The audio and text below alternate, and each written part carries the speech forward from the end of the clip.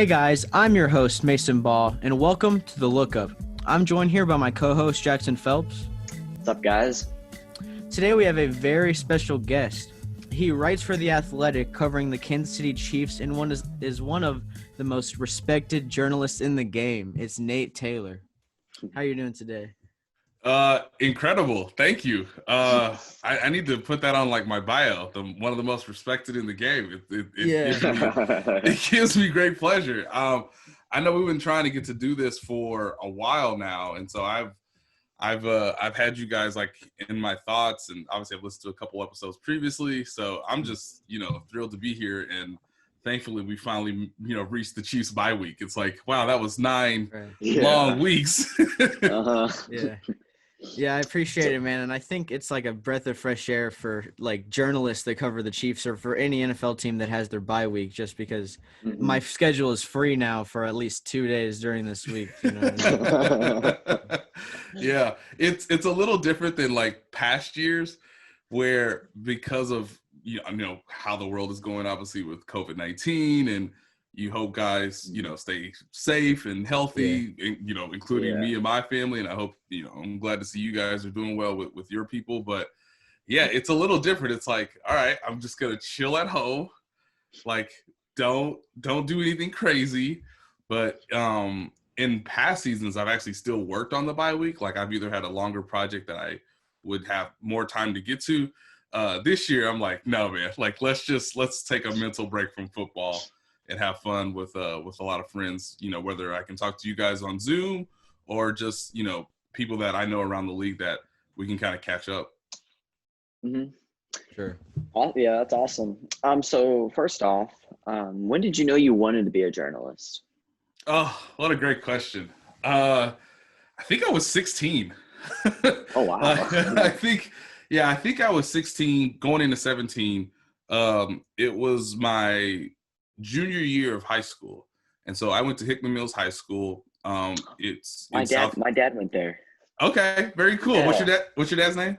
Matt Phelps. Matt Phelps. Okay. Mm-hmm. Yeah, shout out to Matt. So I graduated at Hickman Mills in 2006. Now, I think the school district has consolidated the school. Like, it's not Hickman Mills High School anymore. It's like an educational center. But as a junior, one of my good friends, Anthony Graham, he was like an editor for our school newspaper. And it was led by my English teacher, who was also coordinating the yearbook and the newspaper. And her name is Karen Black. I still talk to her all the time. She is still in Kansas City teaching English classes for a community college. But one of the funniest things was I wasn't terrible at school, but I wouldn't say I was great. I wanted to hang out. I wanted to do a bunch of things that weren't like strictly, studying books. So I played sports. I was in band. Obviously, I Anthony kind of wrote me into yearbook and newspapers. And Anthony's point was, hey, you know a lot about sports, and you can write a sentence. Do you want to write? Do you want to write on the school newspaper? And it's like, okay. I mean, I guess I could do that. It's a way for me to hang out with my friends. So there's a bunch of people that I'm still friends with now that were a part of that group. And so Miss Black was just like, hey, you're not terrible at this. You can get better. And then kind of showing you, and we all need this in life, just showing you that, hey, this is an actual profession. Like, people get paid to write about the Chiefs. People get paid to write about the Royals or whatever, interest the common, sports reader or sports fan. And so I would read the Kansas City Star a lot in high school. Miss Black was, talented and grateful enough to send me to like journalism workshops at Mizzou University. That's her alma mater. And at one of those workshops between my junior and my senior year, so this is the summer before you start your final year of high school, and you're starting to figure out, okay, what do I want to do? 2, where do I want to go to college if I want to do that? I don't really want to stay with mom and dad. They probably don't want me to stay with them, so I should probably figure something out. And I looked at, just this wall of plaques, and it was like, oh, okay, like, this is cool. Mizzou is like one of the best journalism schools in the country. Miss Black somehow, found a way for me to like see if this is something I want to do for college. And on the plaque was Karen Black, like high school journalism teacher of the year for the state of Missouri by like Missouri University. And I was like, oh, I can't remember what year it was, but it was obviously, I think it was like in the 90s. She was like either 1993 or 1995, somewhere in there. And it dawned on me, and it's like, wow, she's still doing this a decade later. We still got all these computers. We still got the ability to really learn from somebody. It's like, oh, I should like listen to her. Like I should really like give this a shot. So the comparison that I always give to people is what Giannis Antetokounmpo said a few years ago when Jason Kidd was his head coach in Milwaukee. And Giannis, of course, is from Greece, you know, came to basketball late, you know, was wildly talented, got drafted, and it's like, hey, this is cool. I'm in the NBA. And then he looked up who Jason Kidd was and was like, oh, I guess he is a good coach. I guess I should listen to him. He's like in the Hall of Fame. Yeah. So it was a very similar comparison. And that's how I got started, was like junior, senior year of high school, and then just applied to colleges and started on the journalism track. Yeah, that's cool. That's really cool. Yeah, so, you know, I think we might be in the same boat a little bit. We both have a journalism teacher in our journalism broadcast class and sports journalism class. Shout out to Miss Sobey. She's probably our favorite teacher. She inspired both of us to like start, you know, a lot of this journalism and media stuff. So I think once, you know, I grow up, you know, something that because you mentioned that you have wanted to be in journalism since high school, and I think we're both in the same boat a little bit. We either want to be in journalism or media or something like that. And I heard you mention in another interview also that you think you were one of those few kids that like really decided what they wanted to do when they were younger, like 16 years old or whatever. So, you know, people in our position, I'd say, maybe I can include us in your vote. What advice would you give to kids, whether it's journalism or whether it's another field, kids that have decided what they want to do from a young age? What advice do you think you would give them?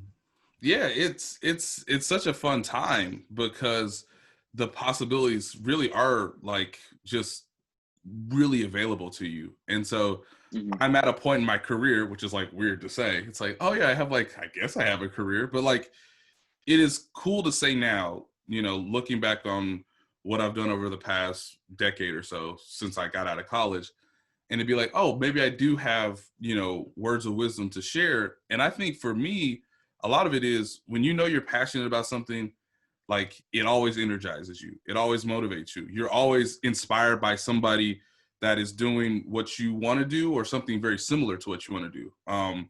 I've read people for years and now they're like my colleagues. It's amazing and hilarious at the same time. Like I love Joe Posnanski and I've done panels with him. I've done press conferences alongside him. Obviously we work at The Athletic together.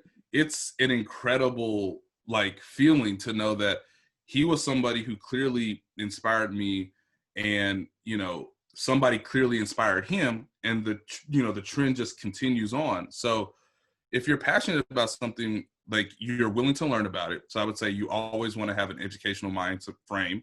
You know, so much of journalism is like learning something new each day and then bringing that to your audience, to your reader.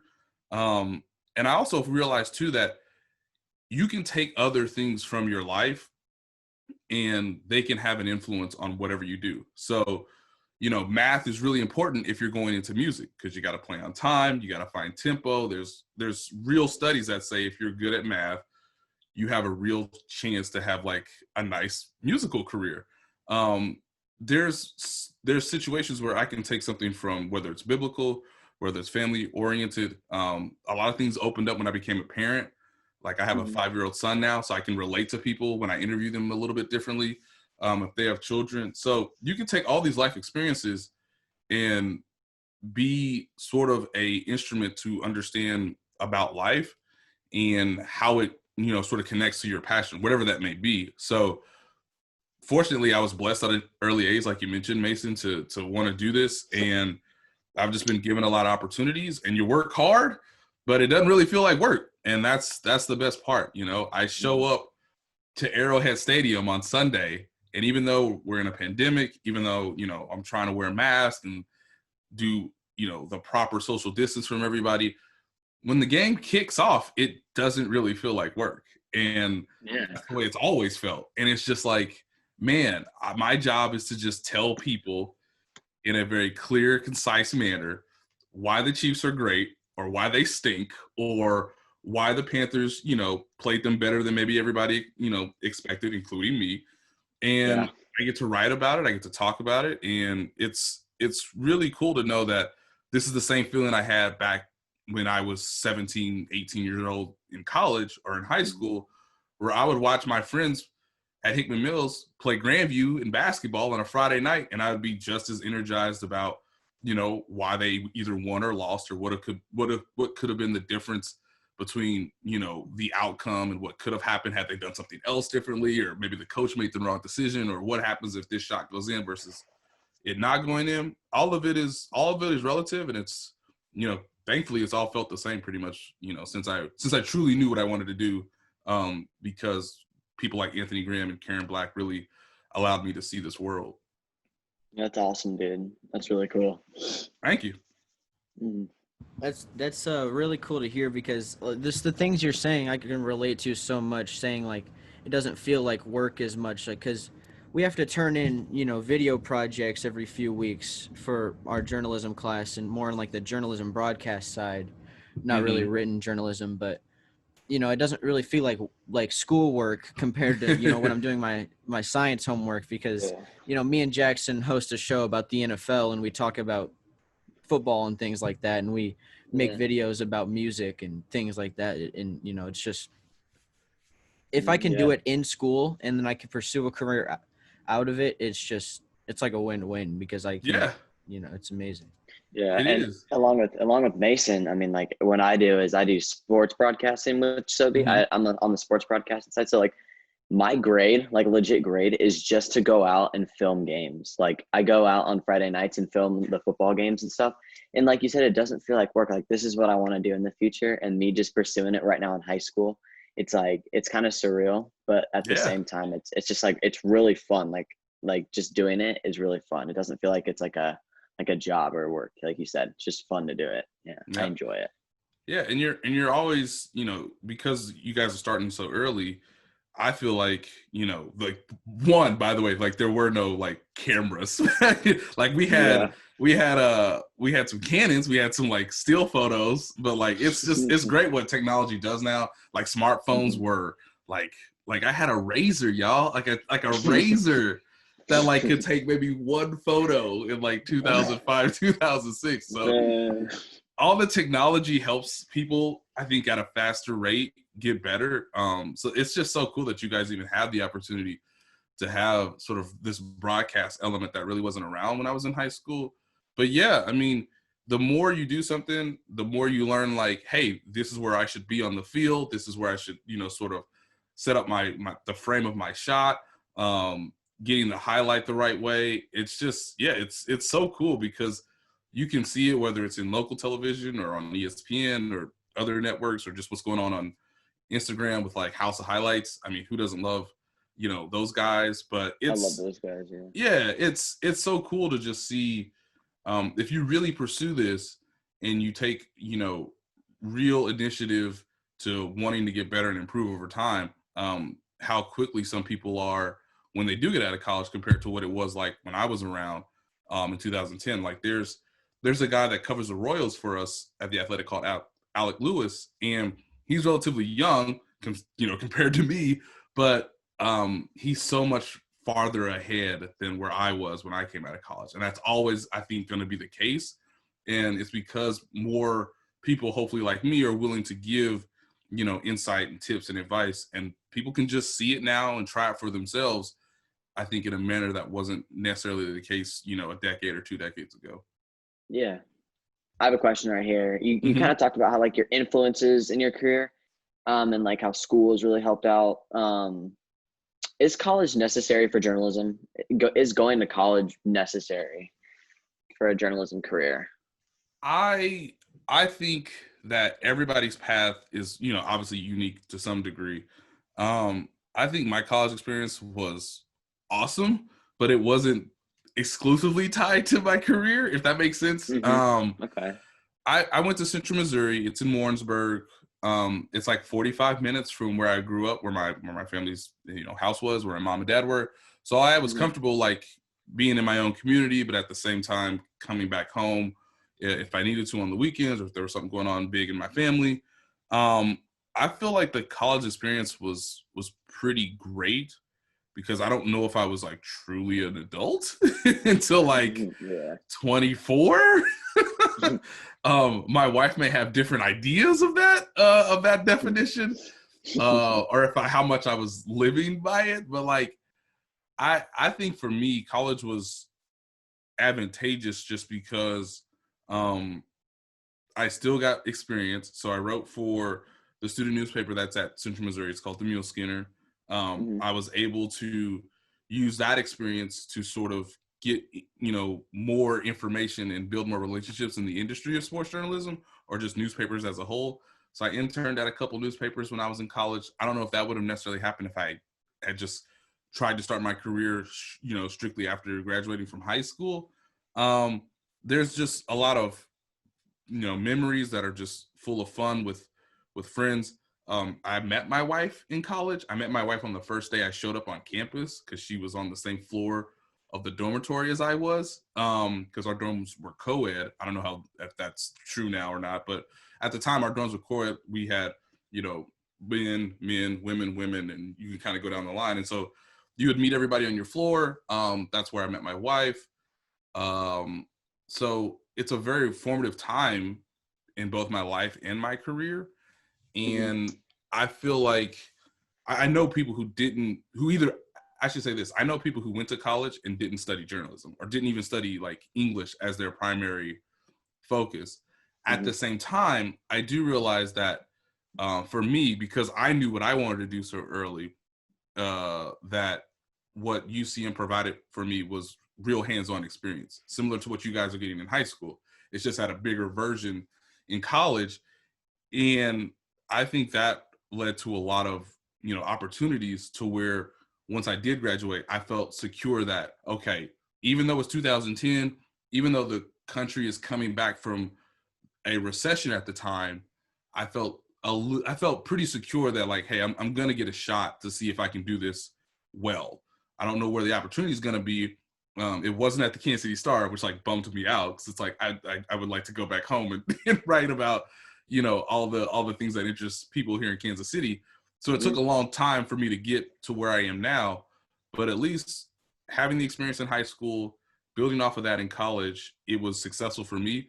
But I also know there are people too that are like, oh yeah, I did this, and then somehow I sort of, stumbled my way into writing, or into podcasts, or into sports television, and it works for them. So I am always for going to college, even if you like go there and you change your direction, or you're like, okay, I've tried this, but like this seems more interesting, or this seems more like an opportunity to start my career, whether it's from a job opportunity standpoint, or maybe you can make more money, or whatever the circumstances may be. But I think starting in college, at least giving it a shot. I mean, there's a reason why they call it the old college try. I think you should, if you have the opportunity, go. But I completely understand that that's not the path that everybody needs to be good at this, if that makes sense. Yeah, for sure. Oh yeah, that makes sense. Yeah, I think it definitely is like a good experience. And even if you're in college for a few years and decide it's not for you, if you're in journalism, you cover sports, you still get to cover D1 or D2 football. You still get to be around, all these sports and these different, just all these different kinds of people. And I think, it might be a net positive for a lot of people, whether or not you like want to continue school or not, because I think trying it out is definitely a good idea, like you said. Yep, I completely agree. So I'm going to switch gears a little bit and kind of ask, do you have a question, Jackson? Or you? Oh, I was just gonna ask, what was your favorite sport to cover in college? Like, you were at college, what was like your favorite sport to cover? This may surprise people. I don't know, but it may or may not. It was not football. And it wasn't baseball because unfortunately in college baseball, their season goes in through like, I think June, and you're out of school by then. So like guys have either already graduated or you're already back home. So like, it was cool to see baseball on like a Friday, Saturday, Sunday series with like another school, and then be like, oh wait, I can't see, like I won't see where the season goes. Like we'll just be home. Like, like I don't have any more classes. I don't have to be here. Like, sorry guys. So for that reason, it was basketball. Basketball was my favorite sport to cover. My friends to this day will say that I'm still itching to cover basketball. Lord, please let the Raptors come to Kansas City for these. Like, I really want them to come. Please, Lord. Oh my Dear God. I don't.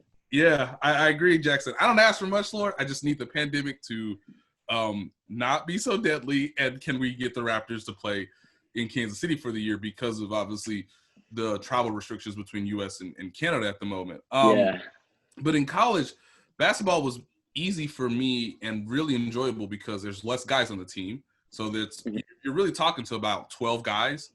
Some of which that I went to class with. You know, I would see them either at class or in certain circles.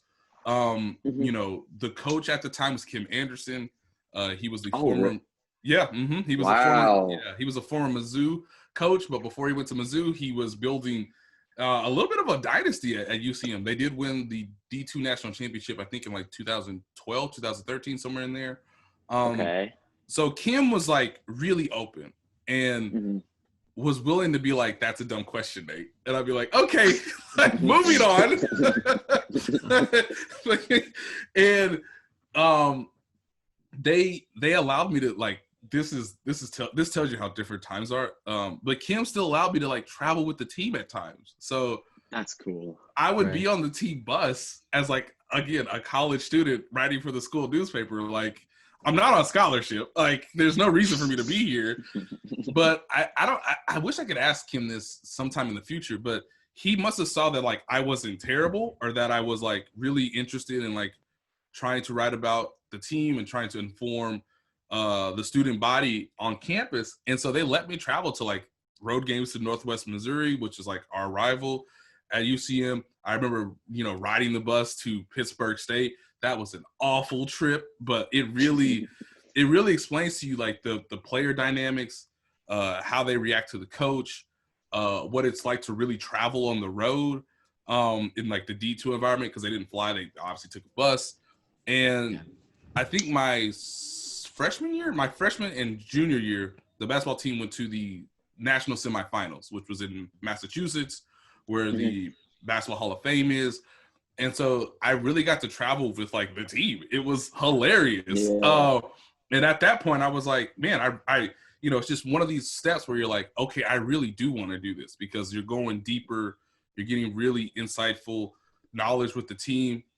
And then when the team wins or loses, the longer you're with those guys throughout the season, and this is the same case with the Chiefs, they kind of know you. They kind of know who you are as a person, what you're trying to get at from a question.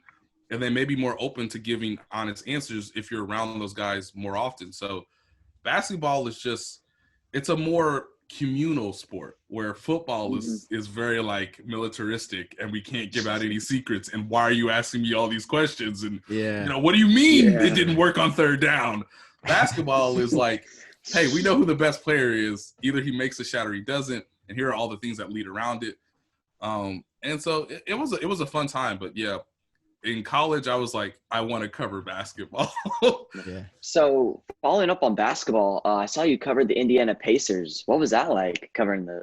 It was great. It was a 2-year period. That was started in 2017, and I saw the transition of an actual NBA organization, right? The Pacers were considered really, really good at the time. They had this young, dynamic star player named Paul George, who I still love as like a person. Like, I love Paul as a person just as much as I love him as a basketball player. He's wildly talented, which tells you how good like people like LeBron are, where it's like, no, Paul George is one of the greatest basketball players I've ever seen in my life. It's just, it's a league full of Steph Currys and Giannis's and LeBron James and ADs. But Yeah, I traveled to most of the road games. Again, it's the same situation where it's about 8 to 12 guys.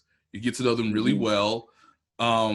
There's all these themes in a season. And this is what I've tried to tell some people in the past is, you have to look at an NBA or an NFL season as if it's a theme to, like, if it's a television show or if it's a movie, like, what are the main storylines?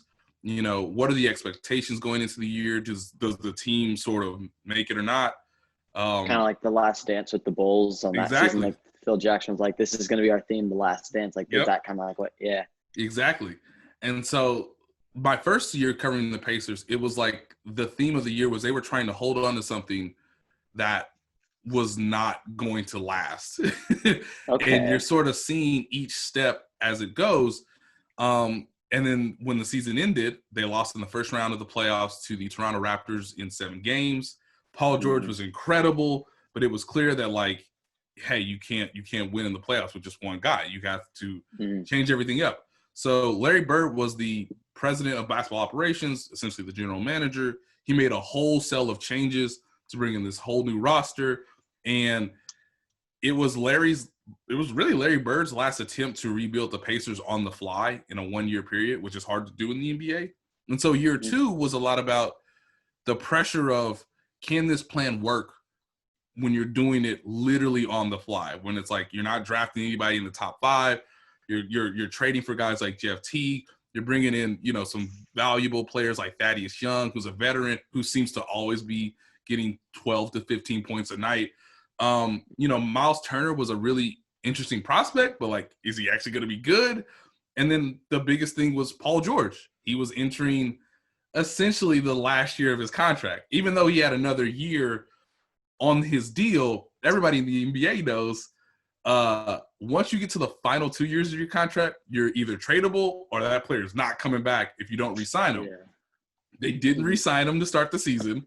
And so with every loss and with every ebb and flow of the season, I'm asking Paul, like, are you okay? Is the team, like, is this where you want to be? Is the team doing enough for you? Is it supporting you? Are you doing enough to prove to the rest of your teammates that you can make this team a better contender in the Eastern Conference? They didn't trade him at the deadline. He got really upset. That was awesome. It creates good content, people. Yeah. He was upset that he was in trade rumors, and he was upset that they didn't trade for anybody to make the team better. It was great. They get swept in the first round of the playoffs, and it was one of the most turbulent off seasons, I believe, in Pacers history, which is also cool because I can go back and look at every history of the team that I'm covering to sort of contextualize a year. And then Paul one day said, I wanted to be a Pacer. I still want to continue to be the guy on the team. This was at a charity softball event. And then a week later, they traded him. Or a week later, he wanted to, it became clear that he wanted to be traded. Larry Bird left. Kevin Pritchard comes in as the number 2. He now rises to the president of basketball ops, and they make the trade for Oladipo and Sabonis. And I will tell you guys, at the time, I was like, I don't think this is a good trade. Oh, man. They surprised me with how well that trade actually worked out for the Pacers. But I saw the story. I saw where things were starting to get shaky, and then I saw ultimately an entire organization lose their head coach in Frank Vogel, lose their president of basketball operations in Larry Bird, who ultimately retired, and lose their star player in having to trade, Paul George. It was a fascinating time. And so there was always something to write about. There was always something to talk about. It made my job really easy. The worst thing is if a team's boring and they're bad. I mean, like you could say, like, it sucks for you, but this is awesome for me. It's cool. It's like I don't get paid by the organization, right? I just, I'm paid by the Athletic. I'm paid by the Indianapolis Star. Obviously, people want to read what is truthfully going on with the team. Like, what is at the heart of the issue? Is it accurate? Explain to people why the team is winning and losing, why Paul George might be traded, why he doesn't want to be traded, why he wants the team to get better. But you have to explain to readers they have no options. They have no first round pick of real consequence. They don't have money in their salary cap. And you know, they're in a mid-sized market in Indiana. Like, they're not talented enough to where somebody can say, okay, I'm going to jump aboard and we're going to take the next step as a Pacer. So you have to bring reality to all of it. But because it's all true, it's really, really interesting. That's why I love reading nonfiction stuff. I love documentaries. Tell me something that's true, that is somewhat surprising, or something that I wasn't necessarily sure of, or something that I'm learning new for the first time. I think will always be interesting to people, because we all know that life in a lot of ways is too real to be like, to really comprehend your head around. Like, who thought, 5 years ago we'd be in a pandemic? But this is reality, and somebody needs to explain it to the best of their abilities. And whether that's, a world health situation, or why the Chiefs are great on 3rd and 15. It doesn't really matter. It's just, you need to tell the truth, and people will usually find it fascinating if you get as many facts as you can about the particular topic. Right. Yeah. That's really cool. You mentioned talking to Larry Bird, the likes of Larry Bird, Paul George. You get to talk to a Hall of Fame coach, future Hall of Fame quarterback on a consistent basis. So, what do you think your favorite interview is, or maybe your most famous interview, or someone that, this really stands out to you as like, that was a great interview and that's a big personality? Yeah, that's a really good question. I have a couple that come to mind. I do think that being around these guys and understanding that, one, they're human, like they're still just like us, even though they're obviously on TV a ton. I know this may like seem silly, but I really think it speaks to like how we all need to consider ourselves as like a not a finished product. Like I'm always trying to get better, whether that's writing, whether that's reporting, and using your eyes. And so a lot of times we think we know something, or we know someone, and it's just like, okay, like that's Andy Reid. Like I know him. I've played Madden, and he's been on the sideline from the moment I've played Madden my entire life. Like, what's new about Andy Reid? Like, right. He's a great coach. He's a really good, handler of relationships with players. And so I think one of my favorite interviews happened in training camp of last year. And this is, again, just being around people, but also not being closed-minded, if that makes sense. And this is, I'm telling you guys, I'm going to tie it all in because it's silly, but there's some real truth behind it. I was at a off-season practice, like an OTA practice. Basically, they're like, hey, here's the playbook. Hey, like, we're not in pads, but like, let's just get some timing down, make sure guys are in shape. And I looked at Andy Reid's shoes, and I was like, why is he wearing Air Force Ones? Like, it completely stunned me. Like, this was like in June. I remember this was June of 2019, and I was just like, why? Like, huh? And then you start looking at everybody else's shoes, and obviously, football players have cleats. They're all, special design. They're all like really nice, pretty dope from a design standpoint. But it's like, how many NFL coaches wear like an iconic sneaker like an Air Force One?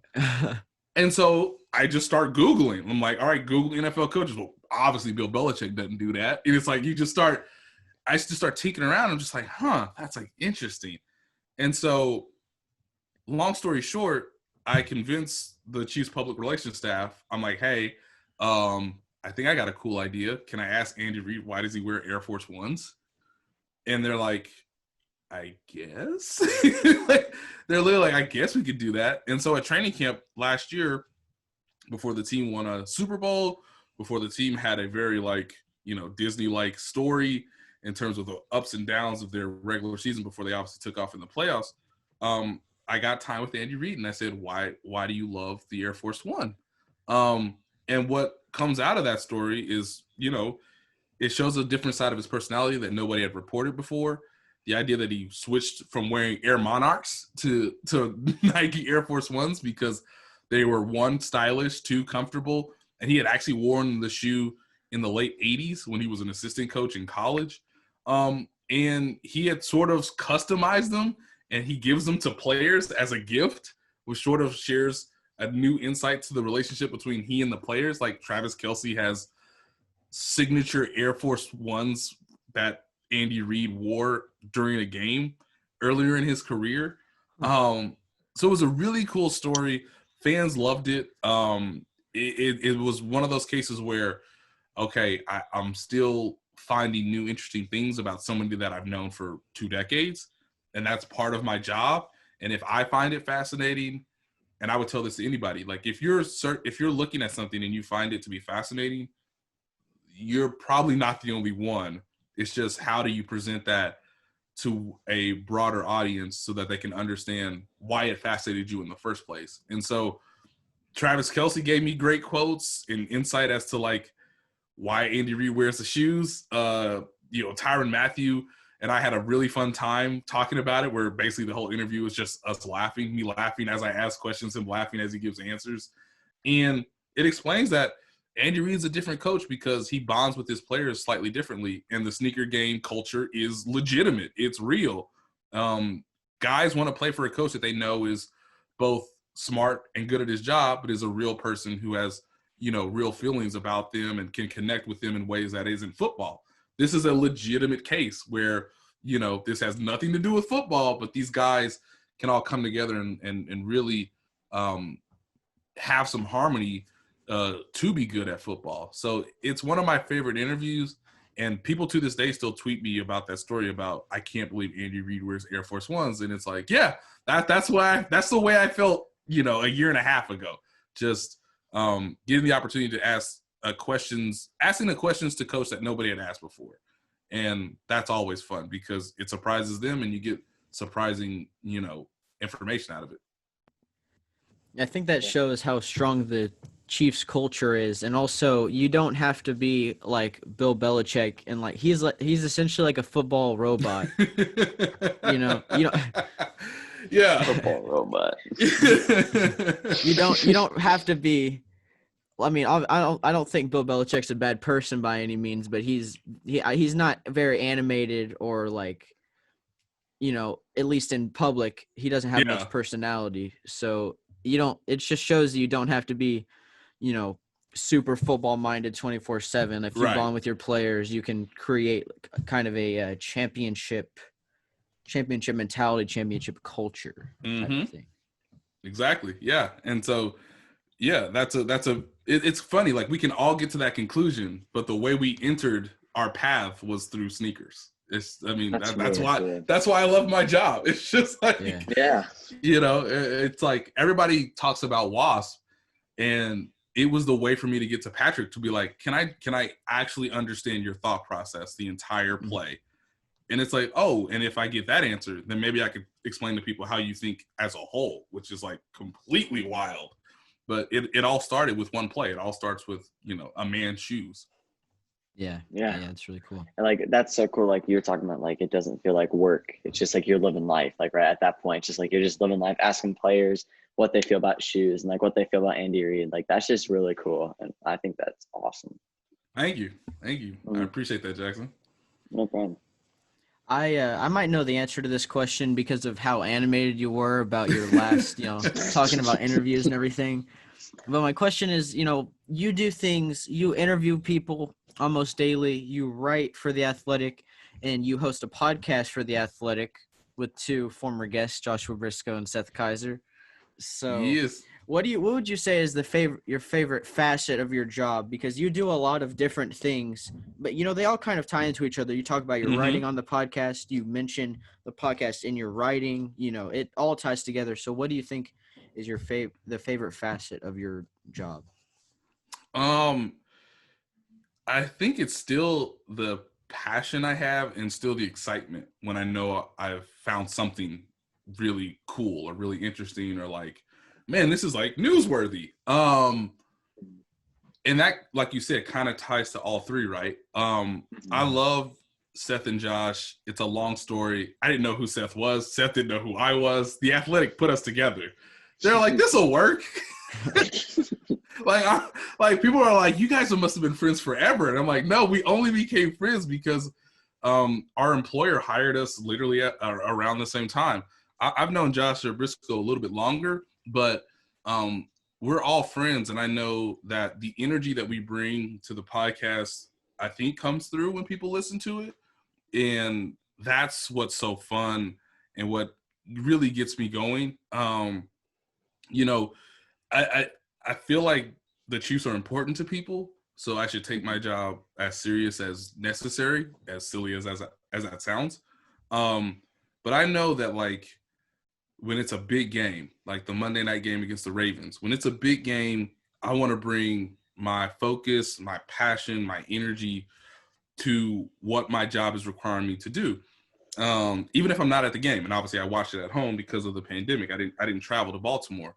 And then taking all of that to the podcast, because there's some things that I can tell you on the podcast that don't necessarily fit with a written story. And sometimes there's things I can say on television that sound better than when you read the words that I'm saying out loud. You know, so it's all a different form. It's all, you know, these different platforms or mediums. I would tell you guys, and I would tell anyone who wants to get into sports journalism or news journalism or even investigative stuff, like, trying a little bit of everything helps you make sense of the story. So if I can talk about the story to myself or to you guys, then it should help me write the story a little bit better, and vice versa. You know, I will write my story after the game, and then I'll talk to both Seth and Josh, and it'll give me a better understanding of, like, well, here's where I'm coming from, and then I hear their perspectives, and we just sort of bounce things around off of each other.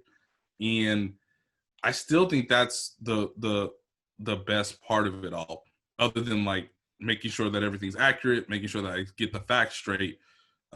It's sort of bringing that enthusiasm, because I know people care, and I should make their time valuable. I should make, you know, I should do my best, because, you know, people are subscribing, people are paying money for the service of The Athletic. It's really humbling in a lot of ways, and everybody already knows the score of the game when we hit record for the podcast. So what information, what comedic relief, what, like, you guys might not be thinking about this in the future, or how it relates to something in the past. Like, I'm always thinking in that context, so that it makes the podcast enjoyable for everybody. And Seth and Josh know the same thing. You know, we got our own gimmicks, which is hilarious because it builds sort of a rapport with people.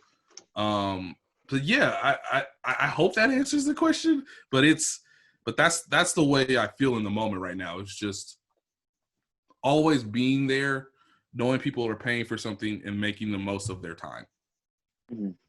Right. Yeah, huge topic in our episode with Josh Briscoe was that, you know, people aren't subscribing to you or listening to you because of the news you present. They're, at some point after a few episodes or a few articles, they're there for your personality. Like, you know, you could read a few articles about, like, Tyreek Hill had this many touchdowns, we got an interception in this game, you know, they felt good about this game against the Panthers, even though it was close. But also, you have an in-depth analysis of Andy Reid's face mask from week 1, his face shield, which was hilarious. That story was, you made it seem like an action thriller in your story on The Athletic. So I think people really like what you do and like what people at The Athletic do, you know, for your personality. Yeah, and trying to bring something slightly different, right? The most interesting thing he said that day was about his mask. So it's like, it's like, well, they smashed the Texans, which I knew was going to happen. So what's the most interesting thing after the game? Well, honestly, it's his mask, and then us as a media corps asking him about it. And, you know, again, like, I would text a couple people in the organization just to get their thoughts of it afterwards. And yeah, it's funny you mentioned that, because again, that's another part of this job. You don't know where it's going to take you, right? I mean, nobody nobody knows who's going to really win or lose a game. Like I have an idea, like I have a general sense of like who's better than the other team. But hey, you know, any given Sunday, somebody could lose, somebody could get injured. To this day, I thought the season was over twice last year. Like I thought the season was over in the opener against Jacksonville, where Jacksonville got so upset that Patrick was like, you know, destroying them, that they hurt his ankle. And he still played in the game, but it was clear that like, ooh, he can't run. He can't really plant on that thing. Yeah, that injury's going to get worse. Like people were telling me like, who knows how long it's going to take for his ankle to get right. Well, then his knee popped out of his leg, you know? It was just like, so I thought the season was over twice. And I could have never seen that occurring, but that's what makes the job really, really interesting is that you have to react to news, you have to explain it, but you know, I didn't know Andy Reid was going to show up to the home opener this year with a foggy face mask. Yeah, because any reporter could report the, you know, the score or like the big news, but for you. This is Mason, and I am editing this podcast right now. As you might be able to tell, we had a little bit of lag on the Zoom call, so Jackson didn't get his entire thought out right there. What he was trying to say, I believe, is that sports journalists can kind of go above and beyond and have good stories by being creative and finding things that are outside of the box score. So get back to the episode right here. You know, different from one reporter to the other reporter. And that's what I feel like is like a big thing in the, you know, just the sports journalism job right now. Yeah. Yeah. It's okay to have a personality, but it's, you know, I would still say it's all got to be based in, you know, you still got to be fact-based. You still got to get the right, you know, it's crazy, but it's like I still have to spell people's names right, even though I spelled them 100 times. Like I can't misspell Patrick Mahomes' name in a story. Like that wouldn't be good. You know, you still have to get the score right. So it's 33-31. Like let's not confuse people. Even though it may, you know, the score may be on 100 websites. You want to find truth in everything, but yeah, you can add your personality within all of that, and you know that's why I think. You know, whether it's, you know, Karen Black at high school, whether it's Charles Fair at UCM, who was our newspaper advisor, whether it's my editor now, who is Brendan Roberts. And we talk throughout the game, and it's like, well, I think we should do this versus that. And we have a full conversation, and then Brendan will give me information that will allow me to contextualize or personalize it in some ways within the framework of what obviously occurred in the game from a fact standpoint. I also have a question to kind of jump and ship a little bit, but I saw that you kind of worked for FCA, and maybe there's some athletes out there who are followers of Christ and like want to go into that standpoint. Can you tell us a little bit more about what FCA is and like how you worked in it? Yeah, so it's the Fellowship of Christian Athletes. It's a nonprofit, but you know, I'm a Christian. Been that way my whole life, and it's a bit of a story, but you know, when me and my family were in Indianapolis, you know, I was covering the Pacers, and this happens, but sometimes your wife gets a cool job, and so my wife got a great job at Barkley, which is an advertising agency in Kansas City, and we had been discussing the idea of going back to Kansas City because that's where I'm from, of course. Holly and her family are from South Iowa. And so it's a quick drive down I-35. It makes sense because we had, I think, a 2.5-year-old at the time. So he could see his grandparents, he could see his uncles and aunts and his cousins. And so I quit my job at the Indianapolis Star. We moved back to Kansas City. It was a great time. Somewhat nervous for me because I didn't know what I was going to do in my career. Was I going to continue writing about sports? Was I going to do something else? How long was I going to take? And thankfully, Holly actually found the job posting for the Fellowship of Christian Athletes, and they were looking for a writer who could explain, I think in a very emotional but yet still fact-based manner, the interconnections between sports and faith. And And so I applied for the job, and I was, you know, grateful and fortunate enough to get it. And so the best part about FCA was now I had the whole country and in some ways parts of the world to share sports stories. And so at a small level, FCA is about huddles and coaches and athletes having a greater influence on their peers or on the general public because, you know, there's a real sense that I believe that, you know, God gives us talents and you can use them for good. You can use them in a negative context, obviously. But how does whatever you do connect to who you are in your relationship with Christ? And ultimately, that was always the heart of the story, right? So when I cover the Chiefs, the story can go a number of different ways. But at FCA, it was cool because it could always kind of start in a similar path.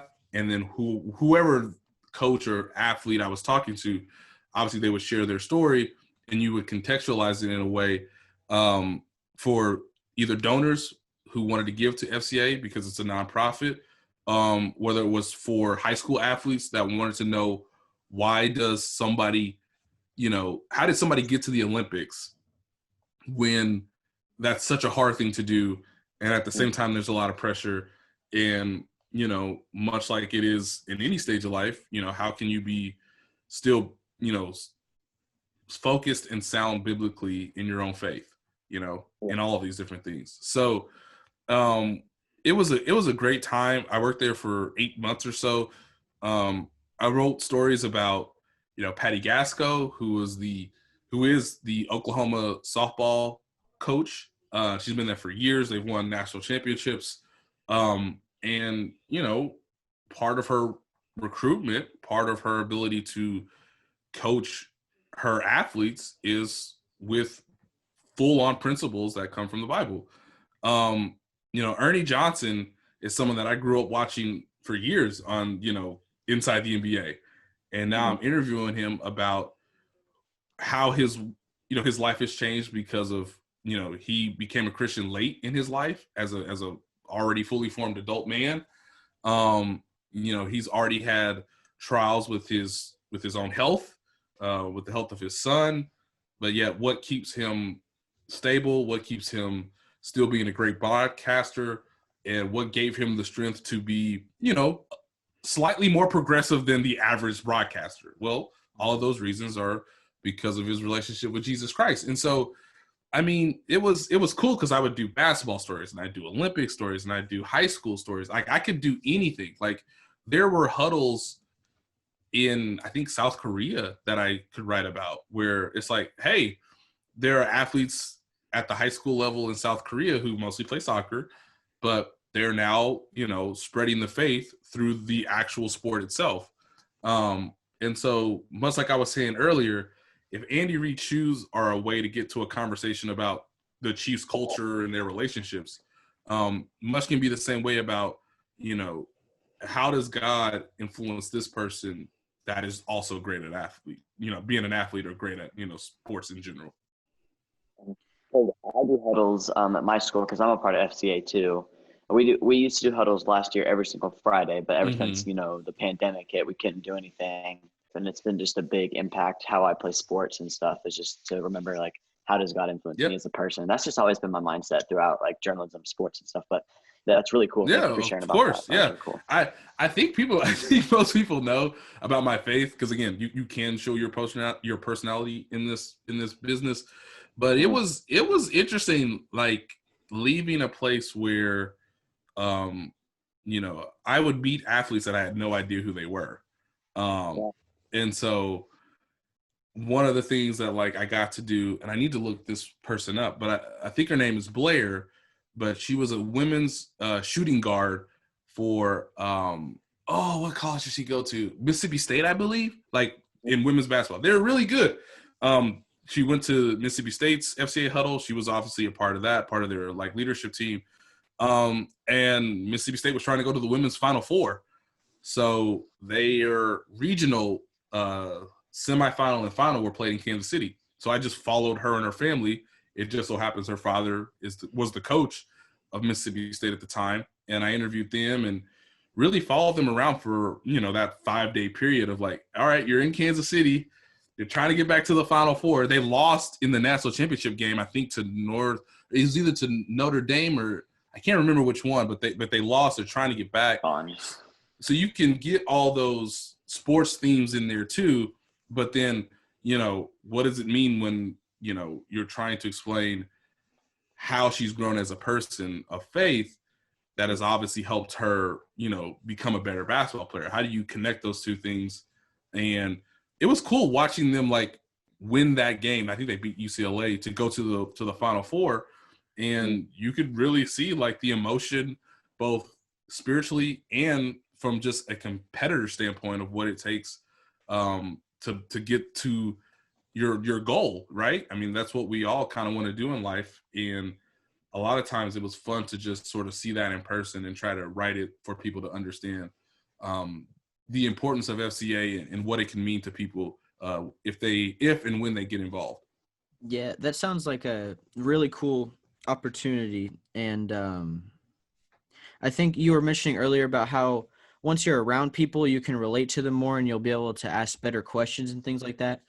But when you're interviewing for FCA, you already have kind of a common ground with that person. Like, oh, we're both Christian. We both have these values. So I think that it's a really good experience. And I think that's a really interesting side that I'm interviewing people about sports, but I'm interviewing them about their relationship with God and things like that. Yep. Yeah. And it's them. Exactly. And it kind of breaks a barrier already, right? Especially if I'm meeting somebody for the first time, which is always like, no matter how long I'll do this, I always get nervous. I'm like, man, what if I don't ask the right questions? What if this goes horribly wrong? What if I don't have enough time to do this in the best of my abilities? So yeah, having that common ground really does help, make the process a little smoother. So at the end of our show, we're not there yet, but wait, I got one more question before our little quick questions here. So, you've been involved with a lot of organizations, a lot of sports organizations. You were with the Indiana Pacers. You were with the Chiefs. You've written for other publications, and you were part of FCA. So what do you think is in store for your future? Do you think you will continue covering the Chiefs?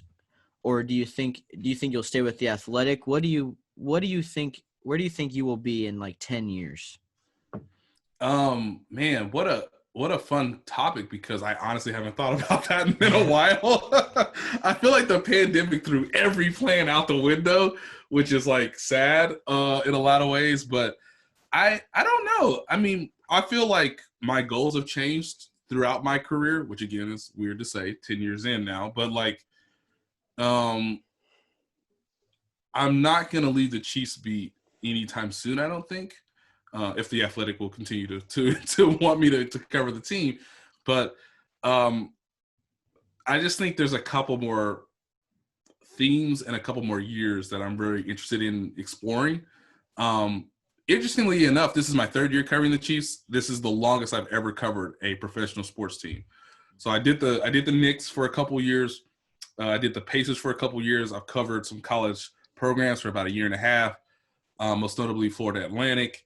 I was at FCA for 8 months, had no plans to really leave in there until, the Athletic opportunity came along and some friends kind of encouraged me because they knew I had watched the Chiefs all my life.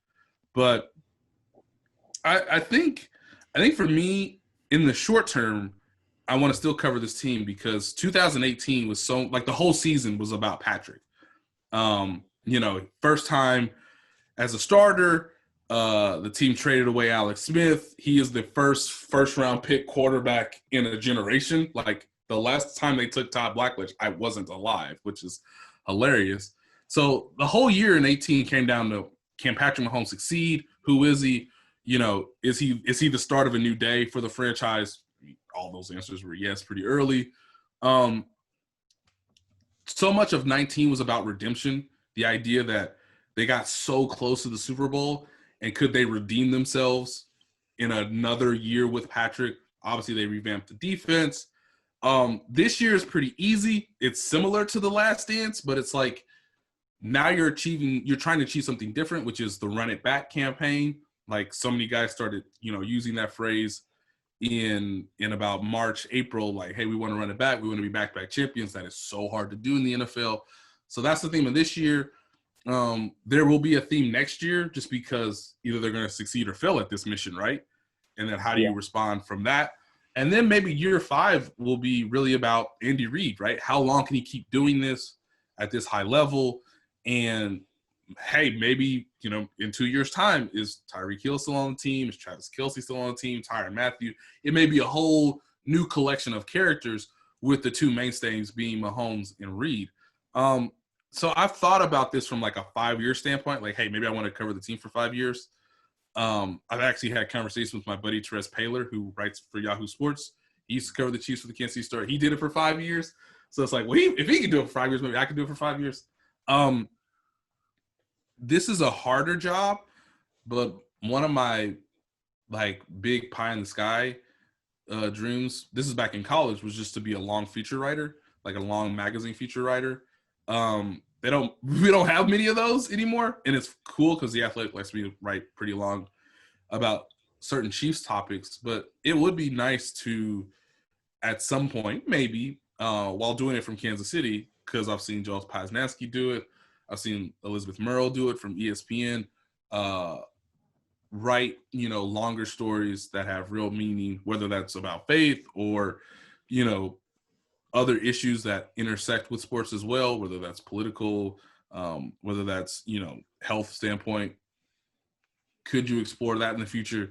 I don't know if that'll be the case in 10 years, but as long as I continue to do something in sports journalism, I'm pretty sure I'll be happy. Like it's always been a great profession to be a part of. And look, I mean, I didn't know you guys would be asking me questions a year ago. So who knows what's going to happen between now and 10 years, but hopefully it'll be, as impactful and as positive, and I'll still be passionate about it. Yeah, for sure.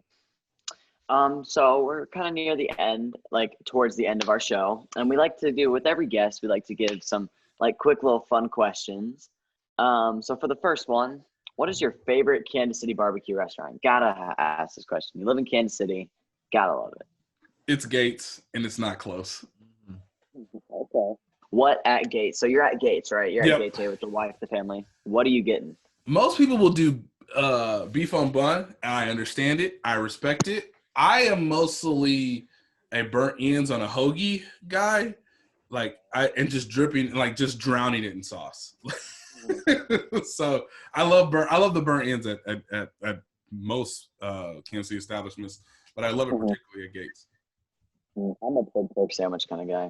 I like pulled pork sandwiches. Yeah, I agree with the pulled pork thing. my to this day, my wife still thinks Joe's is the best, and Joe Kansas City is good. Joe's is great. I still call it Oklahoma Joe's, but it's still. I mean, that's probably my favorite. Yeah. Too. But Gates, their sauce is so good. Telling you, man, it's it's the best thing. Yes, I will get Joe's ribs and put Gates sauce on it. I'm not gonna pay you for that. Yeah, there's a kind of most of the people we interview are from Kansas City, so there's, it kind of shows how much of a community Kansas City has with these kind of things, because in our last few episodes, we've asked about barbecue every time, and everyone has an answer for this question. Everyone either says, I like burnt ends from this place, but I like this place's sauce better. Everyone has an opinion, and I think it's really cool that our city can kind of have this. Like, you could ask probably anyone in the city that's lived here for more than a year, and they would have an in-depth explanation of that question. I think that's really, really cool. Yeah, and even my buddy Jason Jenks, who went to KU University to study journalism, he's one of our feature writers at The Athletic. I think this came out this morning, or it came on my app this morning, but he just wrote a story about how barbecue was so important to the Negro Leagues and to the Kansas City Monarchs. So you could track this all the way back from the 1930s and baseball in Kansas City, and how important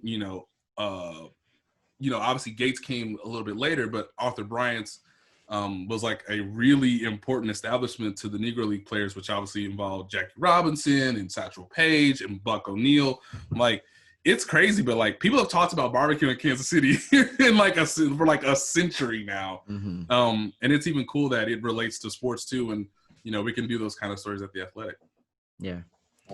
Yeah, another quick question. I think I asked Seth Kaiser this with a little different. It's a little different like question. You'll see what I mean. So, who would you take in like a fist fight, Josh Briscoe or Seth Kaiser? I mean, does Josh have children? The answer is no. Therefore, I'm picking Seth. Yeah. Okay, a man's fighting for his life and for the future of his children. Don't show this to Josh Briscoe. he probably already knows the answer. He already knows the answer, but I gotta go with Seth. Yeah. So, at the end of our shows, we have a recurring segment every time. It is called The Wheel. And what The Wheel is we kind of – I'm so excited for this. we give you a wheel of things that kind of relate to your job or things like that. So can you guys see my screen right now? Yes, I can. So I see plenty of names. So what I've done here is you obviously see, you know, players relevant to the Kansas City Chiefs, on the Kansas City Chiefs, you know, some of the front office people. So I know you get to interview a lot of these people. So I just want you to give maybe a little funny story or just some like, you know, just the best insight you can give about this particular player in an interview you've done personally with them. Yeah. Let's do it. I'm just now realizing I didn't put Patrick Mahomes on here. I don't think, unless I'm not seeing it. I don't see him, but I can give I think the most fascinating thing here's one. And maybe Josh was there with me. He was in the locker room with me last year. And we were both like, okay, maybe the Chiefs are going to win the Super Bowl. But I think it was either before or after the Titans game. You know, he obviously came back from his dislocated kneecap. He was still like not 100% yet when they played the Titans. They somehow ended up losing that game. Yeah. And so it's like, okay, well, the only way they're going to win is if they need this dude to be like fully healthy. And the moment I knew Patrick was healthy was, I think, before they played the Patriots in December, and he was playing basketball in the team's locker room. Like they have a basketball hoop in the locker room, and he was shooting he was shooting jumpers in slides. And I was like, dude, what are you doing? Like, you got to play the Patriots on Sunday. You got to like try to beat Tom Brady, which he hadn't done yet. And he was shooting like 3-pointers in the Chiefs locker room in slides. And like kind of like, you know, giving a little shake to him and like doing things we would all do on the basketball court, just kind of playing around. And I kind of looked at Patrick, and Patrick kind of looked at me, and I was like, oh, he's healthy. It's like, oh, like I can't really report this right now because I gotta see it, of course. And like he didn't tell me like word for word, like he didn't say like, hey Nate, tell the world like I'm back. But it was kind of that look of like he's shooting jumpers in the locker room like the day and a half before they play the Patriots. His knee was like out of its socket like 2 months ago.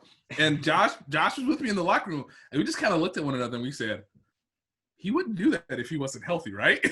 So from that moment on, kids, they never lost a game that year. They won every game from that moment on.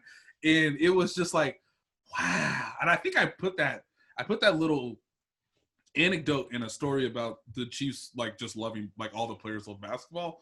And I put that in, and like Josh was like, you got to put that in the story. And I did. But I remember that was like one of those true small moments where you're like, if that guy is doing that and he's healthy, they may not lose another game all year. And they didn't lose another game all season. They went on and won the Super Bowl. Yeah. Patrick Mahomes has created a lot of controversy by playing basketball. Yes, and exactly. And this is after Brett Veach was like, "Can you please not do that? We're gonna give you $500 million, sir." So Patrick is obviously like an ultimate competitor, fun dude. He's always doing something interesting, which is great for, like, again, people like me and for fans.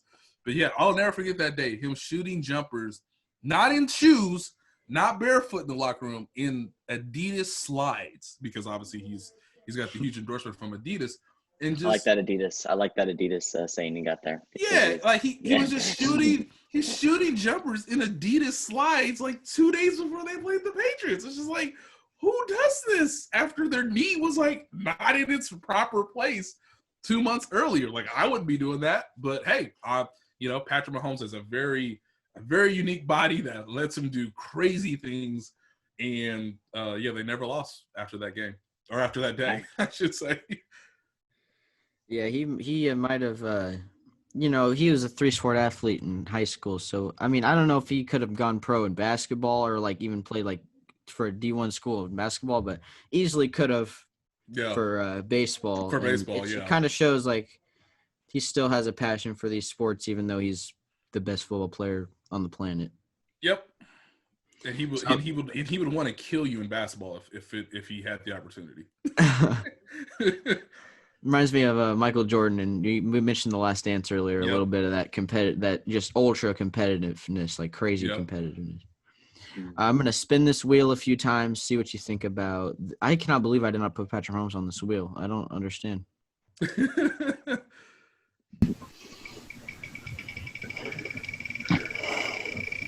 Oh boy. Look at that. All right, Damian Williams. So he's opted out for this year, of course. We hope his mother's doing okay with her cancer treatment, because I think he said it was stage 4, as like one of the reasons why he opted out, of course, amid the virus. I'm trying to think back to like last year. There was, I think, like, I'll give 2 quick stories. One was after the Minnesota game. So they won that game with Matt Moore as the backup quarterback. And Damian Williams was so angry that Tyreek Hill chased him down on his 91-yard touchdown run. So like, even after the game, he was so angry. And he's like, I thought he was going to tackle me. And I was like, well, he was your teammate, so you don't have to worry about that. But I remember him just being like, I just had one of the best games of my life, and Tyreek Hill embarrassed me in front of everybody with his speed.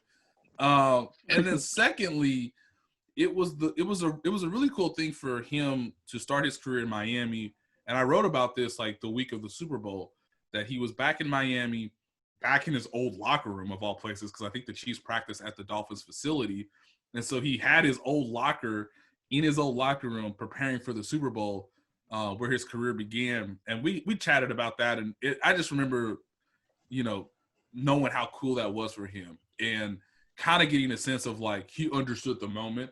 And I think we all want that in our careers, right? Like, hey, if this is the Super Bowl of your career, you want to play your best. And he was like, I remember him saying, like, I don't want to get too emotional right now, because I want to use that emotion in the game. And outside of Patrick Mahomes, he was the best player on the field for the Chiefs. And what he did in the fourth quarter against the 49ers is real legendary stuff. But I just remember how special he knew the moment was for him to play in the Super Bowl back in Miami, knowing that was going to be the biggest game of his career. And man, did he play like it was. It's a good example of athletes and people we look up to being real humans, because they have these sentimental moments too. Yep. Like another thing that happened, I guess that was also in Miami, when Tua, after he got those few snaps in the end of that game, he went out and sat on the 15-yard line and like took it all in at Hard Rock Stadium. Because he got injured on the 15 at Alabama, and it was really surreal to see that. Yeah. I think. Do you want to do one more spin, or do you just want to leave it at that? I think no, we can do. Let's do one more, because let's do one more. Okay. Because it'll be interesting to see who this lands on. All right.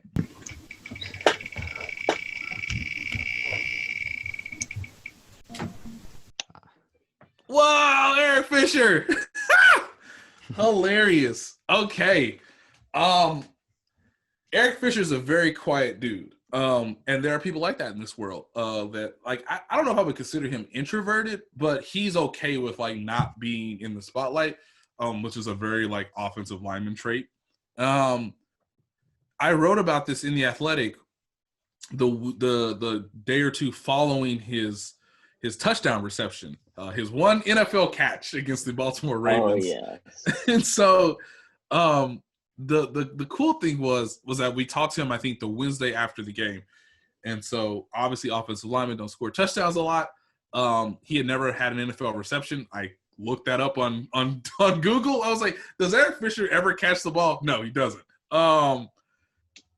The Saturday before they flew to Baltimore, because it was a Monday night game, so their last practice was on Saturday. The Chiefs do a drill during every Friday or Saturday practice before a Monday night game where they have the offensive linemen do a receiving drill. This is a real thing. Like, guys run 10-yard fade routes, and an assistant coach will pass them the football. And so I've seen Mitchell Schwartz catch a ball with one hand. I've seen Austin Ryder sort of like use his chest like it's a breadbasket to catch the ball. And so I was out there at practice, you know, wearing my mask, socially distanced, but I was watching the linemen do their normal routine, and Eric Fisher caught a couple passes, and he caught it with his hands. And so it's like, okay, well, you know, those guys can always dream, right, of a certain situation.